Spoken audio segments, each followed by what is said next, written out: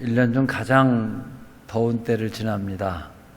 여러분들 주일 지키시고 또 교회 오셔서 주의 은혜가 함께 하시기를 축원합니다.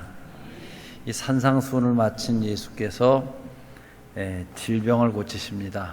산에서 내려오시면서 만난 사람이 문둥병자예요. 그에게 손을 만지시며 병을 고쳐주시고, 그리고 백부장의 늙은 종이 중풍병으로 쓰러져 있어서 말씀으로 고쳐주시고, 베드로의 장모 열병을 일으켜 낫게 하십니다. 귀신 들리고 각색 병든 자들을 다 치료하십니다. 그리고 오늘 본문은 자연에 대한 기적으로 풍랑을 잔잔케 하신 일입니다. 하나님은 창조주이십니다. 주가 되십니다. 매우 중요한 말씀인데 자연은 저절로 된 것이 아닙니다. 우리는 예배 때마다 신앙 고백을 하며 나는 전능하신 하나님 아버지 창조주를 믿습니다. 천지 창조주를 믿습니다. 그리고 창세기 1장 1절 태초에 하나님이 천지를 창조하시니라. 우리의 신앙 고백입니다. 그렇습니다. 천지 만물은 하나님이 창조하신 것입니다. 이 말은 만물의 근원이 하나님께 있고 하나님이 지으신 모든 것에 지으신 뜻과 목적이 있고 만물의 종말이 하나님께 있다, 이런 말입니다. 그러므로 자연은 저절로 있는 것이 아닙니다. 진화론에서 아무리 설명하려고 해도 설명 못하는 것 세 가지가 있는데 그 중에 하나가 무에서 유가 되는 것입니다. 아무것도 없는데 뭐가 진화가 됩니까, 여러분? 아무것도 없는 데에서 있게 하신 일, 창조입니다. 무기체에서 유기체가 되는 일, 유기체에서 인간이 되는 일, 진화론자들은 설명하지 못합니다. 이 궁색한 대답이 부득불 자연은 저절로 있는 것이다. 저절로 있다고 하면서 무슨 진화됐다고 말합니까? 진화에 원리가 있다고 말하고 거기에 목적을 부여하려고 하지만 이게 논리적으로 불가능합니다. 진화론에서 가장 큰 약점은 도대체 자연은 어디로부터 온 것이냐, 의문에 대해 대답을 못해요. 그래 진화론자들은 자연은 저절로 있는 것이다, 그래 자연이다, 이렇게 말하지만 성경은 말합니다. 자연은 하나님이 지으신 피조물이다. 사람이 피조물이듯이 자연도 피조물이라고 합니다. 또 한 가지 진화론의 보다 더 결정적 약점은 무목적이라는 거예요. 여러분, 저절로 있고 저절로 발전하니까 목적이 없는 것이 돼. 그러니까 무인격, 목적이 없습니다. 자연스럽게 됐는데 무슨 목적이 있겠어요. 그러다 보니 결국 인간 자체도 목적 없이 사는 존재가 됩니다.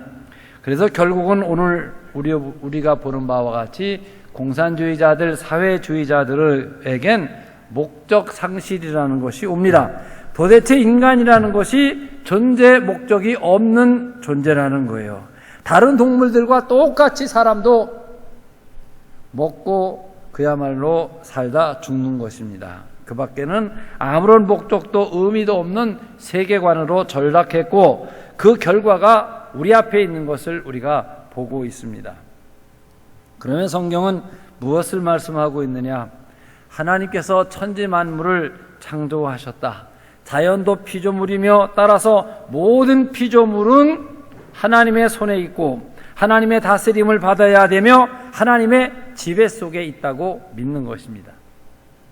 하나님의 지배하심을 두 가지 생각으로 나누어 볼 수 있는데, 하나는 자연 계시적인 지배와 특별 계시적인 지배입니다.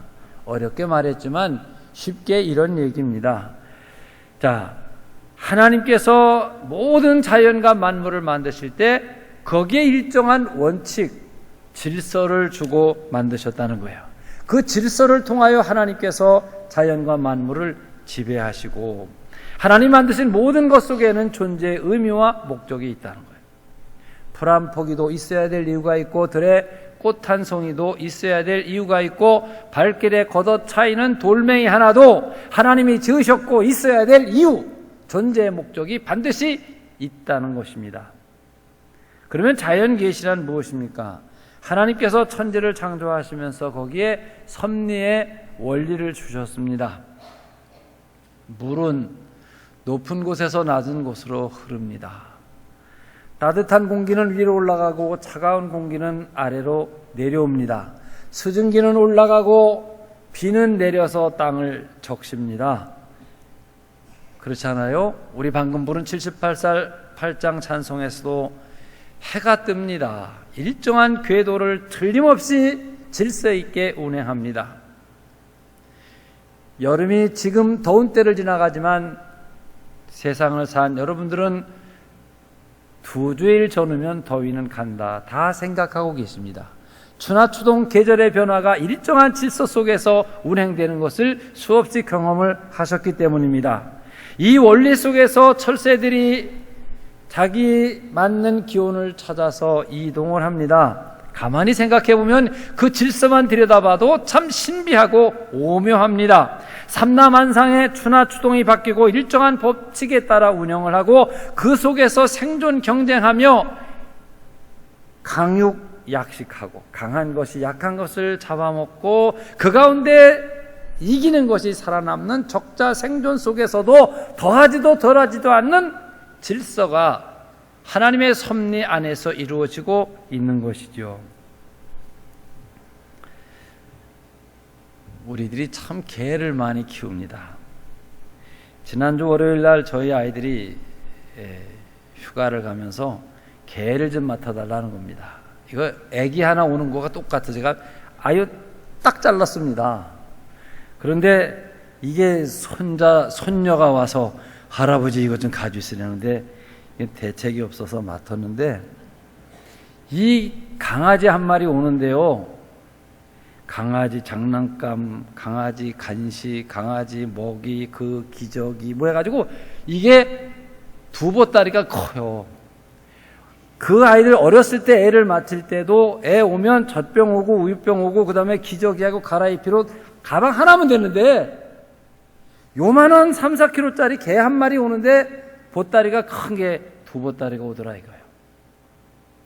싫었지만 할 수 없이 맡았어요. 근데 이 개를 보면서 참 대단하다는 걸 느꼈어요. 저희 식구들이 딱 갔어요. 딱 가는 게 안타까워 하다가 그 다음부터는 그 문 앞에 딱 있습니다.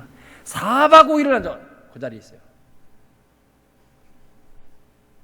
화장실 갈 때 잠깐 급한 거 먹는 거 말고는 꼼짝을 안 합니다. 제가 닫아 나가 봐도 그 자리에 있어요. 아무 때나 그야말로 4박 5일을 부동자세로 엎드려 문만 쳐다보고 있어요. 저나 저희 식구가 드나들면 이렇게 하고 누가 왔나 그러다가 아니구나 그러고 또 있어요. 어느 연료가 그러겠어요. 어느 충신이 임금을 향해 그래요? 어느 효자가 아버지를 향해 그래? 없어요. 정말 사람은 좋을 때 하다가도 금방 어떤 배신과 어떤 모습으로 돌아서게 될지 서로 상상을 못하는 것이 우리 인간 사회인데 정말 절에서 개를 애완견이라고 하다가 요새는 반려견이라고 하는구나. 한 식구로 인생을 산다는 그런 말이에요. 자, 이 개를 너무 사랑한 나머지 방 안에다가 개집을 또 줘주고 개에게 옷을 입히고 리본을 달아놓습니다. 그렇게 개를 애지중지 사랑하다가 보니까 사람이 앓는 모든 병을 개가 다 앓습니다. 그리고 개의 수명이 짧아지게 됩니다. 사람이 개의 삶에 간섭을 해서. 그래서 개가 당뇨병을 알아 인슐린 주사를 맞고, 개가 신부전증을 알아 투석을 하고, 개가 백내장 수술을 해야 되고, 개 장례식장이 얼마나 화려한 줄 아시죠? 없는 거 하나 있어요. 사업 지혜 좀 얻으세요. 노인개 요양병원만 없는 것 같아요. 개도 노인되잖아. 그럼 노인개 요양보호시설, 그리고 여러분 간병인 하세요. 취직할 수도 있을 것 같아. 그런 생각을 해봤어요.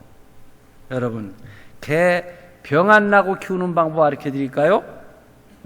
그냥 내다버리면 돼요. 좀 말이 이상한데, 우리가 마당에서 개를 키우고 뒷곁에서 개 풀어 기를 땐 개 낳아서 죽을 때까지 약을 한 번도 안 먹입니다. 그리고 오래 삽니다. 그런데 제가 여기 구리시에 이사 왔을 때 구리에 오래 사신 분들 같이 기억해 보세요. 가축병원이 구리시에 한 개도 없었어요. 지금 가축병원이 골목마다 있고 개를 중심으로 한 사업이 엄청 많은데 사실은 다 괴롭히는 사람들이에요. 그 사람들이. 자, 개는 이 여름을 지나면 여름털을 다 이렇게 털갈해요. 이 여름엔 털은 길고 이렇게 거칠고 마치 우리 모시옷처럼 그렇게 시원한 거예요. 여름털은. 그러면 겨울을 맞이하면서 그 털이 다 빠지고 쫌쫌한 그런 겨울털이 나요. 그러다가 초여름이 되면 그 겨울털을 다 벗어버리고 여름 옷으로 갈아입듯이 털갈이를 하는데 사람이 그 개에게 내복을 입혀요. 그리고 나 넥타이맨 개는 못 봤어 아직. 그런데 조끼를 입히고 겉에 오바를 입히고 묶어요. 그리고 리본을 달아놓고 양말을 시켜놓고 개가 털갈이를 하네. 근데 그 개는 감기로 기관지염, 폐렴으로 죽습니다. 저보고 동물 학대하는 얘기 한다고 하실지 모르지만 개가 너무 예민하다고 고막을 터뜨려 듣지 못하게 합니다. 개가 아래 위층에 떠들어서 시끄럽게 될까봐 개 성대를 베어서 소리 못 지르게 합니다. 개의 생식기를 제거해서 이게 개인지 뭔지 구별이 안 되게 만들어버립니다. 이게 여러분 개 보호하는 거예요? 저는 동물에 대해서 국가가 면허를 줘서 이거 해먹고 살아라고 면허증 가진 전문가예요. 우리가 인위적으로 하는 것이 다, 제가 지금 자연 법칙에 두질 아니하고 인위적으로 하여 개도 각색병을 다 들고 일찍 죽게 만들고 있다. 또 그렇게 개에게 돈 많이 드는 사람이 옆에 어려운 사람이 있으면 진짜 그렇게 돕는지 거기까지 생각도 해보면 어마어마한 일이죠. 개가 저보고 저만 듣도록 이런 말을 해요. 목사님, 저 개처럼 좀 살게 해주세요. 그럼 병 없이 장수하게 될 것입니다. 즉 자연으로 돌아가게. 그 자연 삼라만성 속에 모든 동물이 살아가는 질서와 원칙 속에 살아가도록 되어져 있는 걸 그것을 인간이 바꾸게 되면 이 차단이 교란을 시켜버리는 거예요. 이 생식과 사회 속에. 두 번째는 특별 계시적 역사가 있습니다. 이건 말씀에 의해 이루어지는 것인데 계시적이고 구원론적, 동시에 심판론적이 되겠습니다만, 자, 소돔과 고모라 성에 유황불이 내려졌습니다. 어떤 도시에도 없었습니다. 이건 자연스러운 것이 아닙니다. 그 유황불이 떨어져 한 도시를 없애고 하나님의 의도하신 계획에 의하여 그곳엔 사해바다가 만들어져 버렸습니다. 여름에 천둥 번개가 치고 벼락이 칠 때 있습니다. 이건 참 자연스러운 겁니다. 어제 저녁에도 천둥 치고 번개 치는 것까지는 봤어요. 그리고 비가 잠깐 많이 왔어요. 그런데 그 천둥 번개가 하필이면 어느 동네에 사는 누구를 때렸다 하면 이것은 자연스러운 것이 아니라 특별 계시적인 역사라 이런 말이에요. 홍해는 출렁거리고 넘실거리는 것이 자연 계시인데 그 홍해가 일정한 시간 하나님의 계획에 의해서 열려져 버렸어요. 그래 이스라엘 민족은 그 홍해를 마른 땅처럼 건너고 애국 군대들은 들어갔다 수장되었습니다. 이것은 하나님의 목적이 있는 의도적 사건으로 비자연적이고 초자연적인 것입니다. 그래서 자연 계시적 방법은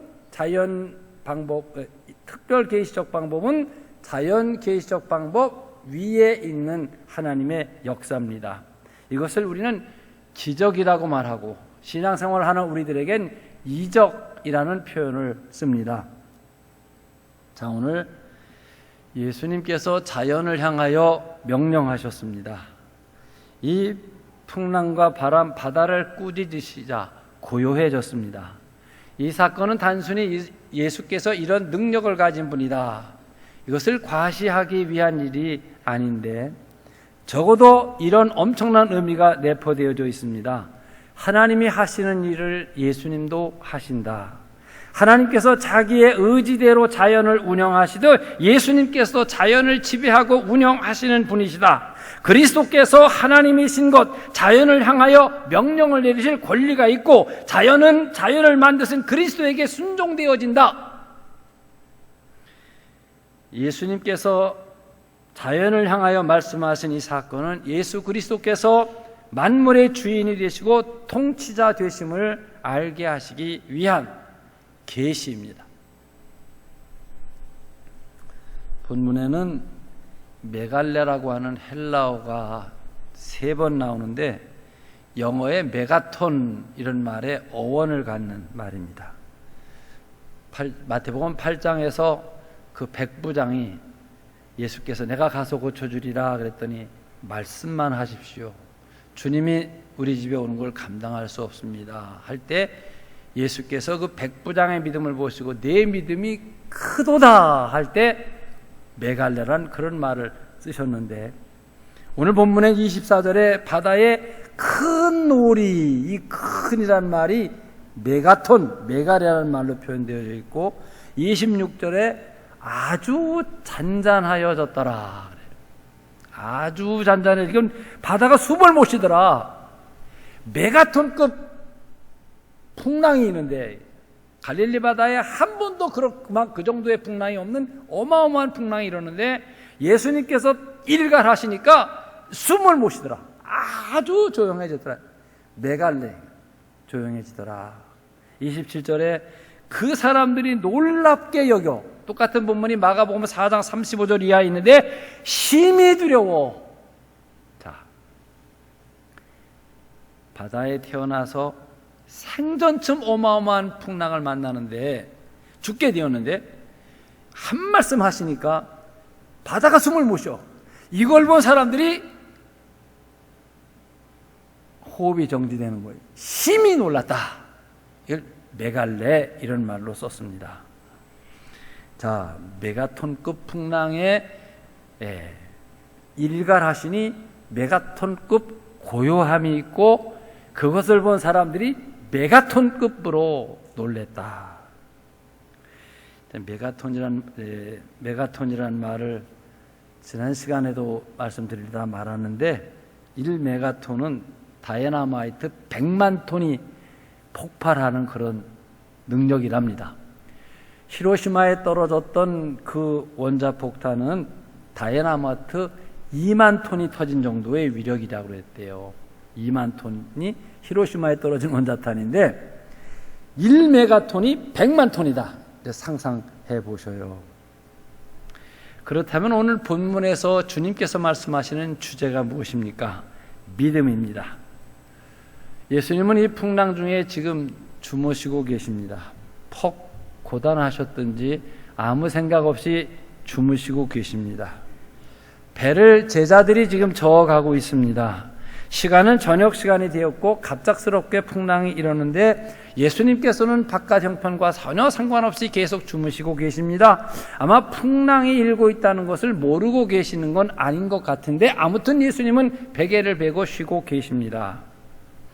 제자들이 노를 젓다 풍랑이 워낙 커 이 물이 다 배 안으로 들어오게 되고 배가 전복되거나 침몰된다는 생각을 하게 돼 혼비백산합니다. 죽게 되었다고 야단을 치고 있습니다.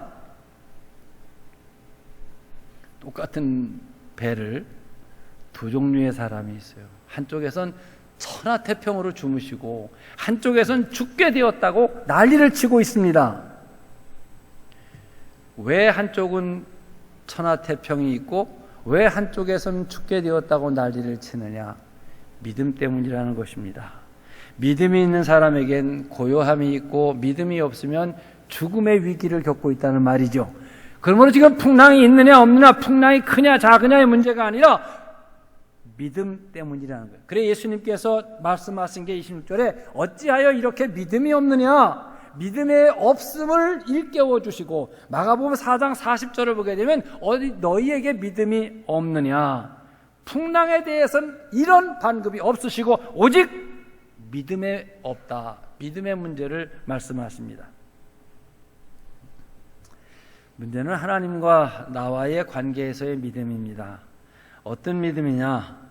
하나님이 계시다는 믿음, 하나님이 능력이 있다는 믿음, 모든 것이 하나님의 손에 있다는 것, 역사를 주관하시는 분이 하나님이시라는 것, 이 세계가 다 하나님이 주관하고 계시는 세계라는 것 뿐만 아니라 그 하나님이 지금 나를 사랑하고 계시다는 것, 나를 통하여 하시고자 하시는 하나님의 일, 뜻이 있다고 믿는 것입니다. 생각해 보십시오. 여러분, 우리가 어떤 위기를 만날 때 가만히 생각해보면 이거 비행기가 너무나 로링이 심하니까 어떻게 되는 거 아닌가 그런 생각을 하다가도 이 세상에 태어난 것이 왜 태어났나? 하나님이 낳게 하셨을 것이다. 죽는 것도 하나님의 손에 있는 것이 아니냐? 그러면 하나님의 어떤 계획과 섭리 중에 나를 이 세상에 있게 하셨고, 그리고 하나님의 섭리를 이루시기 위해서 나를 살게 하실 것이지 아니하느냐? 그러니까 하나님의 목적을 다 이루시기까지 분명히 하나님께 내가 필요한 존재라는 생각이지요. 여러분, 그렇지 않겠습니까? 어느 날 내가 세상을 떠난다고 하면 나를 통하여 하실 하나님의 일을 다 하셨다는 말이 되는 거예요. 하나님의 높은 섭리를 우리가 분명히 이해하게 될 때 모든 두려움을 이겨낼 수 있다는 고백을 갖는 것입니다. 제자들을 보면 모두 어부 출신들입니다. 예수님은 아버지가 목수시라고 하니까 견습, 아직 달인 정지의 목수는 아니고 견습 목수일 것으로 생각이 듭니다. 여러분, 풍랑 때문에 두려워한다면 목수가 두려워하겠습니까? 어부들이 두려워하겠습니까? 어부들은 이런 일을 수없이 겪은 사람이니까 자신감이 넘치며 어려움을 해결해 나갈 것이고, 목수인 예수는 처음 탔을지도 모르니까 뱃멀미를 하거나 두려워할 텐데, 상황이 어부들은 죽겠다고 난리를 치고 있고 예수님께서는 주무시고 계십니다. 아니, 예수를 깨우면서 그들이 한 말이 주여 구원하소서 우리가 죽게 되었나이다. 상당히 원망조의 말을 하고 있어요. 마가복음 4장 38절을 보게 되면 선생님 우리가 죽게 된 것을 돌아보지 아니하시나이까 그랬어요. 원망입니다. 불평이에요. 이 원망과 불평 속에는 이런 뜻이 담겨져 있습니다. 사람들은 지금 예수님과 함께 하시는데 왜 풍랑이 일어나느냐, 이런 의심 그리고 불평이. 예수님이 타고 가시는 배라면 흔들리지 않고 무사해야 하지 않느냐? 죄인들이 타고 가는 배라면 몰라도 의인들이 타고 가고 예수님을 모시고 가는 이 배에 왜 풍랑이 있느냐?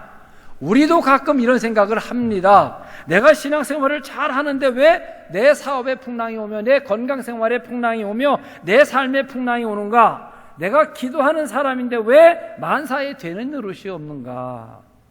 이런 생각이 들 때 있죠.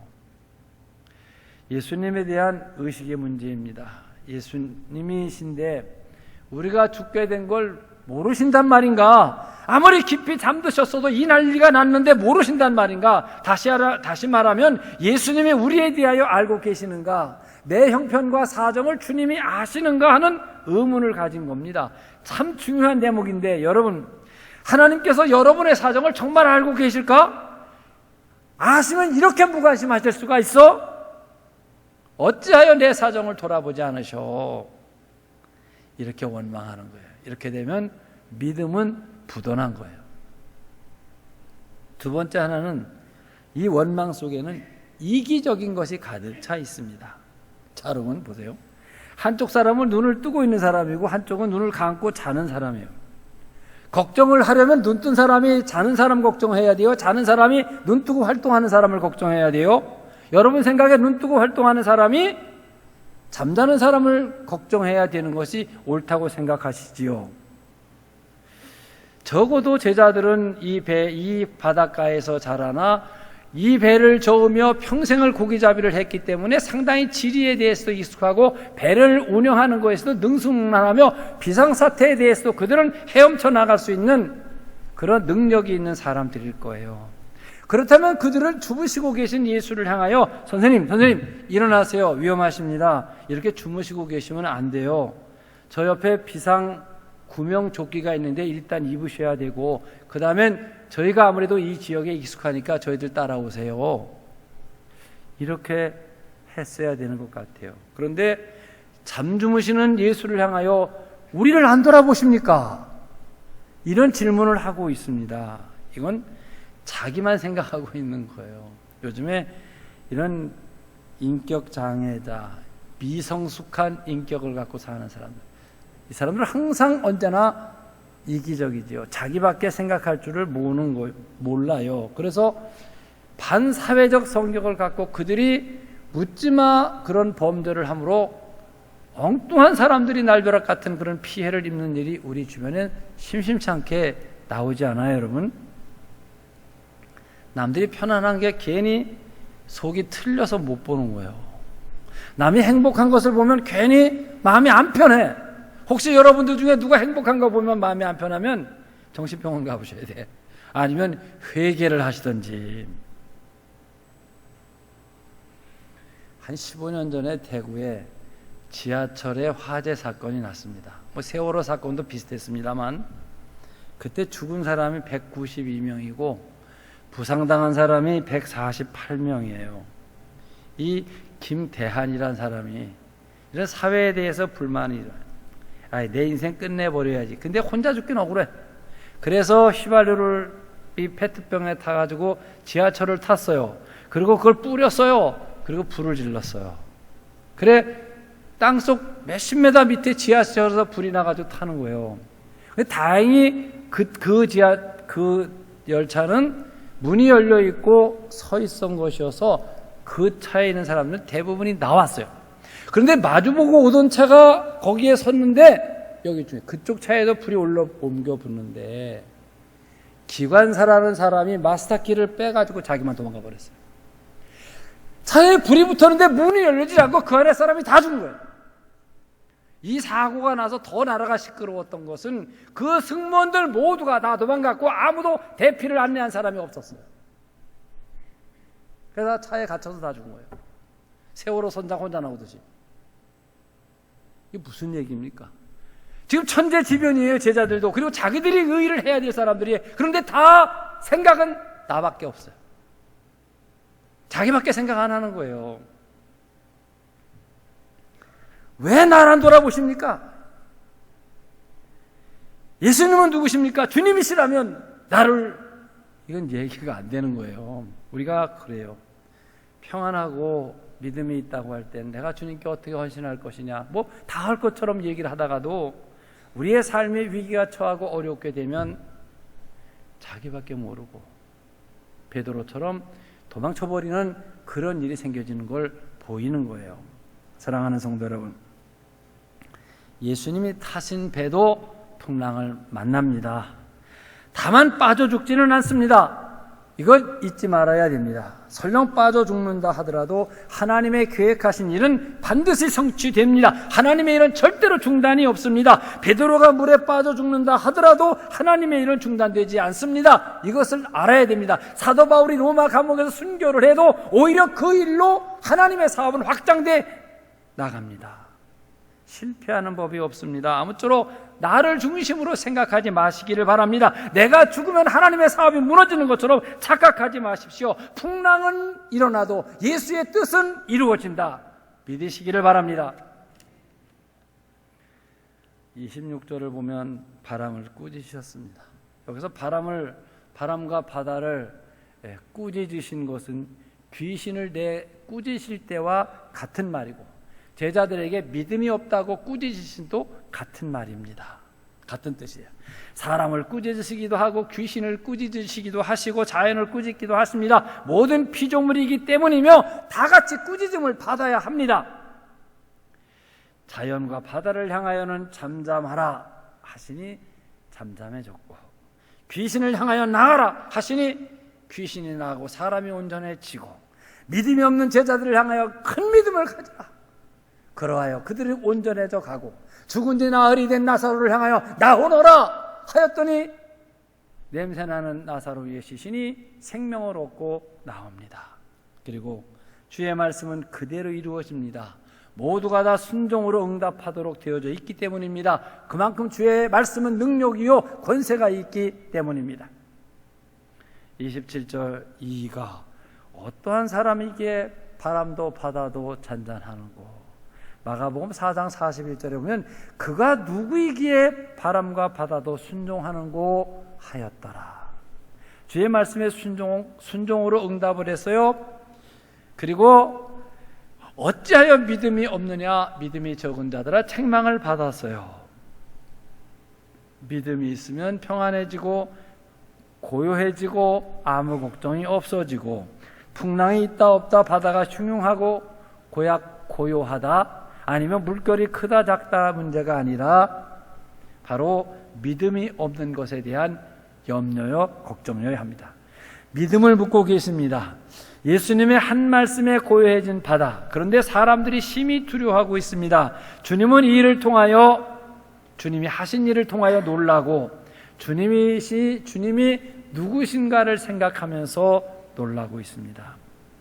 제자들은 예수님의 권세를 보고 예수님이 누구신가를 생각하기 시작을 합니다. 사실 이 사건 자체가 예수님이 누구신가 하는 것을 가르치기 위한 의도적인 사건일 것입니다. 사랑하는 성도 여러분, 여러분들은 언제나 예수님이 누구신가를 생각하며 사셔야 합니다. 예수님은 구세주이십니다. 하나님이십니다. 하나님의 아들로 오셔서 역사하고 계신 것입니다. 우리는 모두가 그쪽에 관심을 갖고 믿어야 하는 것입니다. 예수님은 하나님의 계시자로 오셨고 예수님은 나를 사랑하기 위해 오셨고 주님의 모든 일은, 우리의 모든 일은 예수님에 의하여 되어지고 있다는 사실을 알고 믿어야 됩니다. 이렇게 이해하고 믿어지게 될 때 마치 어린아이가 엄마 품에 안겼을 때 평안한 것처럼 우리 세상을 광야 같은 세상이라고 말하기도 합니다. 우리 세상을 갈릴리 바다와 같이 흉흉하다고 이야기를 합니다. 세상엔 언제나 고난 풍파가 늘 있다고 생각을 하지만 바로 예수님이 누구신가를 알고 그의 인도하심을 받고 있다는 확신을 갖는 사람에게 이 평안함, 바람과 바다도 고요케 된 그 평안함이 예수를 믿는 사람들의 심령 속에 깃들게 되는 것입니다. 오늘도 십자가에 달린 예수님은 창조주이십니다. 전지전능하신 하나님이십니다. 온 우주가 예수님의 손에 있습니다. 그분이 여러분을 택하셔서 자녀 삼아 주셨습니다. 그분이 여러분을 인도하고 보호하고 계십니다. 그 약속의 표적이 십자가입니다. 십자가를 바라볼 때마다 오늘 이 말씀을 생각하시면 주께서 바다를 고요케 하고 제자들의 마음속에 모든 불안과 두려움을 극복해 하신 그 평안이 여러분 속에 깃들 것입니다.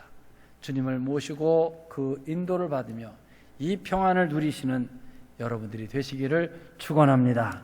기도하겠습니다. 사랑하시는 주님, 은혜를 감사드립니다. 주님은 자연을 만드시고 지배하고 섭리하십니다. 우리 인생도 주님께서 섭리하고 보호하고 인도하십니다. 같은 배를 타고 있어도 믿음이 있으면 조용히 잠을 잘 수 있고 믿음이 없으면 죽겠다고 야단을 하게 되는 것입니다. 광야 같은 세상을 살고 갈릴리 바다처럼 흉흉한 세상을 삽니다. 어떤 일이 우리 앞에 있을지 아무도 모르고 삽니다. 그러나 우리 주님이 누구신지를 알고 그분의 품에 안겨 사는 사람에겐 이 고요함, 이 평화가 있습니다. 십자가를 볼 때마다 예수님을 생각하고 주의 인도하심을 받고 평안을 누리는 우리들 되게 해 주시옵소서. 귀하신 예수님 이름으로 기도하옵나이다. 아멘.